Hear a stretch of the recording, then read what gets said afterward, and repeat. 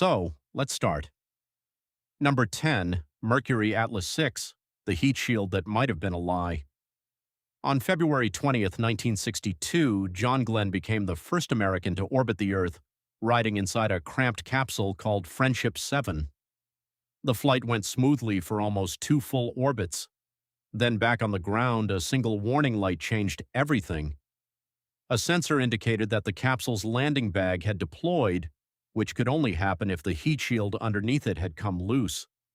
If that shield failed during re-entry, Glenn wouldn't just fail the mission, he would burn alive at 17,000 miles an hour. Mission Control suspected it was a false alarm, but they couldn't risk being wrong. So they told Glenn to do something the mission plan never called for. Keep the spent retro rocket package strapped to the bottom of the capsule instead of jettisoning it, in case it was the only thing still holding the heat shield in place. As Friendship 7 plunged into the atmosphere, Glenn watched flaming chunks of debris tumble past his window, with no way of knowing if he was watching the retro pack burn away or his own heat shield disintegrating beneath him. The shield held. It turned out the sensor itself had simply malfunctioned. But for those few minutes, an entire nation held its breath over a warning light that was wrong, and nobody could prove it in time. Number 9, Gemini 8, the spacecraft that would not stop spinning. In March 1966, astronauts Neil Armstrong and David Scott achieved something no one had ever done, docking 2 spacecraft together in orbit. Less than 30 minutes later, the celebration turned into a fight for their lives. The joint spacecraft began rolling, and Armstrong's attempts to correct it only made the rotation worse. Believing the problem was with the unmanned target vehicle, they undocked. That was the wrong move. The moment they separated without the added mass of the other craft, Gemini 8 spun even faster, eventually reaching 1 full revolution per second. The astronauts' vision blurred. They were seconds from losing consciousness, tumbling helplessly until they either blacked out or the spacecraft tore itself apart. Armstrong made a split-second decision that broke mission protocol, shutting down the primary thruster system entirely and firing the re-entry thrusters instead. Thrusters meant only for coming home. It worked. The spin stopped, but it had eaten 3/4 of the fuel reserved for re-entry, forcing an immediate emergency splashdown in the Pacific, years ahead of schedule. Engineers later discovered a short circuit had left one thruster stuck permanently firing. 3 years later, that same steady hand would guide a lunar module to the surface of the moon. Number 8, Apollo 12, struck by lightning during launch. On November 14th, 1969, just 36 seconds after liftoff, lightning struck the Saturn V rocket carrying Apollo 12 into the sky. Every warning light on the control panel lit up at once. Electrical systems failed. The fuel cells that powered the spacecraft dropped offline. For a moment, Mission Control in Houston was staring at a wall of garbled, meaningless data, with no idea what had actually happened 6,000 feet above the launch pad. Then a flight controller named John Aaron recognized something. A year earlier, during an obscure test, he had seen this exact same pattern of corrupted readings once before and remembered the strange fix. He called out 3 words that made no sense to almost everyone listening. Try SCE to auxiliary. It was an obscure switch buried in the cockpit that almost nobody, including the astronauts, remembered existed. Command Module pilot Alan Bean found it, flipped it, and the telemetry data snapped back into focus instantly. The mission continued to a successful moon landing. One engineer's memory of a single training simulation recalled in seconds under pressure was the only thing standing between Apollo 12 and disaster. Number 7, Apollo 11, the alarm nobody trained for. Just minutes before Neil Armstrong and Buzz Aldrin were set to become the first humans to land on the moon, an alarm nobody expected flashed onto their guidance computer screen, code 1202. Neither astronaut had encountered it in training. The computer was overloaded, receiving more tasks than it had time to process, and there was a real chance it would force an automatic abort of the entire landing. Back in Houston, a 24-year-old engineer named Jack Garman had a handwritten cheat sheet of obscure alarm codes tucked beside his console. He recognized this one. The computer's software, engineered by a team led by Margaret Hamilton, had been built to do something remarkable under pressure. When overloaded, it didn't crash. It automatically discarded lower priority tasks and kept the landing program running. Garmin gave the call. They were still go. The alarm fired 5 times in the final 4 minutes of descent, and each time the system protected itself exactly as designed. Armstrong ultimately landed the lunar module with less than 25 seconds of fuel remaining. Humanity's first step onto another world came down to software that had been written to fail gracefully instead of catastrophically, and a young engineer who happened to remember the fine print. Number 6, Skylab, America's first space station, damaged on the way to orbit. On May 14, 1973, Skylab launched successfully, but something had gone badly wrong on the way up. 63 seconds after liftoff, aerodynamic forces tore away the station's micrometeoroid shield, a critical piece of equipment that doubled as thermal protection. The debris ripped one solar panel completely off the station and jammed the other one shut. Without its shield, Skylab's internal temperature began climbing past 125 degrees Fahrenheit, hot enough to spoil food, damage equipment, and threaten to release toxic fumes from the materials inside. Without its solar panels, the station had almost no power. NASA delayed the first crew's launch by 10 days while engineers scrambled to design a fix for a problem no one had ever trained for, on a station that was never meant to need a rescue.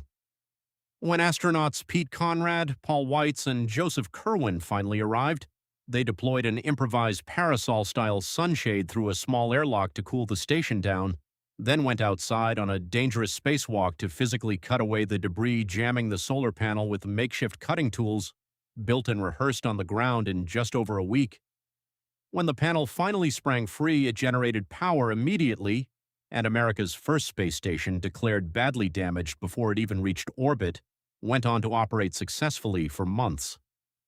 Number 5, STS-51F, the only shuttle launch to abort mid-flight. On July 29, 1985, Space Shuttle Challenger lifted off carrying the Spacelab 2 mission, and just over 5 minutes into the climb to orbit, one of its 3 main engines abruptly shut down. A faulty sensor had triggered a false overheating warning, and the engine automatically cut itself off mid-flight, something that had never happened in the middle of an ascent before. With one engine gone, the shuttle was suddenly underpowered, and the flight computers began recalculating in real time whether it was even possible to reach orbit at all. Then a second sensor on a different engine began reporting the same warning sign.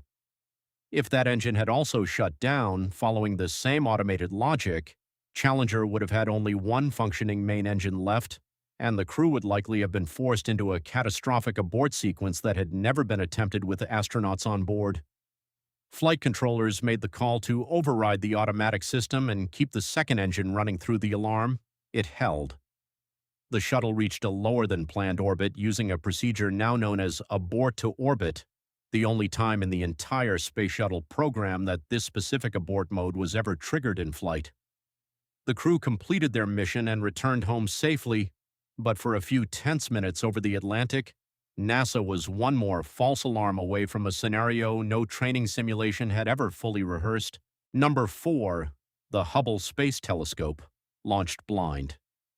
In April 1990, NASA launched the most expensive and ambitious telescope ever built, promising images of the universe sharper than anything humanity had ever seen. Weeks later, the first pictures came back blurry. Every star had a faint, smeared halo around it, as though the telescope was viewing the cosmos through fogged glass. Engineers eventually traced the problem to the primary mirror itself. It had been ground to the wrong shape by roughly 2 microns, a fraction of the width of a single human hair, but on a mirror this precise, that tiny flaw was enough to ruin the entire mission. A billion-dollar telescope, launched into space, permanently out of focus, and there was no way to bring it back down to fix it. NASA spent 3 years designing a solution that had never been attempted before, corrective optics that would essentially act as glasses for the telescope's remaining instruments without ever touching the flawed mirror itself. In December 1993, 7 astronauts flew to Hubble and performed 5 consecutive spacewalks, totaling over 35 hours to install the fix by hand in orbit. When the corrected images came back weeks later, the fuzzy halos were gone. What had briefly been a national embarrassment became one of the most productive scientific instruments ever built, all because of a repair mission with zero prior precedent to follow. Number 3, Mars Pathfinder, killed by its own code. In July 1997, NASA's Mars Pathfinder became the first rover mission to successfully land on Mars, transmitting incredible images back to an amazed public. Then, a few days in, the spacecraft started randomly resetting itself, losing data and communication each time, with engineers back on Earth having no idea why a perfectly healthy machine kept crashing. The cause turned out to be something almost nobody outside of computer science had ever heard of, a bug called priority inversion. A low-priority task was occasionally blocking access to a shared piece of memory that a high-priority task also needed. When a third medium-priority task ran during that exact window, it could keep running indefinitely, starving the important task of the resources it needed until the system's internal watchdog assumed something had catastrophically failed and force rebooted the entire spacecraft. It was a problem that existed on Earth the whole time, only becoming visible under the specific real-world conditions of Mars. From millions of miles away, engineers uploaded a fix that enabled a setting called priority inheritance, letting the low-priority task temporarily borrow the priority of the task it was blocking. The reset stopped completely. It remains one of the most famous examples in software engineering history of a nearly invisible flaw almost ending a mission from the inside. Number 2, STS-93, cracked open by its own wiring. In July 1999, Space Shuttle Columbia launched carrying the Chandra X-ray Observatory, commanded for the first time in shuttle history by a woman, Eileen Collins. About 5 seconds after liftoff, while the shuttle was still climbing away from the launch pad, flight controllers noticed a sudden voltage drop on one of the electrical systems. It knocked out one of the 2 redundant control units on both the center and right main engines simultaneously, the exact kind of failure the redundant backup systems existed to prevent from ever happening. If the backup units on those engines had also failed in that moment, the mission would likely have ended in a catastrophic engine shutdown seconds after leaving the ground. They didn't. The backups held, and Columbia continued its climb to orbit. After the mission, investigators traced the failure to a single piece of wire, its protective insulation worn away years earlier during routine maintenance, quietly rubbing against an improperly tightened screw every time the shuttle vibrated, until the exposed wire finally arced and shorted mid-launch. NASA grounded the entire shuttle fleet for 4 months to inspect and repair wiring across every orbiter. A worn strip of insulation, invisible for years, had come within one more failure of ending the mission in the opening seconds of flight. Number 1, Apollo 13, the mission that never landed and became legendary anyway. On April 13, 1970, 2 days into the third crewed mission to the Moon, an oxygen tank inside the service module exploded. The blast damaged a second oxygen tank as well, crippling the spacecraft's electrical power, water supply, and breathable air all at once, roughly 200,000 miles from Earth. The moon landing was instantly, permanently off the table. Survival became the only objective. Mission control and the crew, astronauts Jim Lovell, Jack Swigert, and Fred Hayes, made a decision that had never been part of any flight plan. They powered down the crippled command module almost entirely to preserve its batteries for re-entry and crammed into the lunar module instead, a tiny 2-person craft never designed to keep 3 astronauts alive for 4 days. Every system had to be rationed to the edge of failure.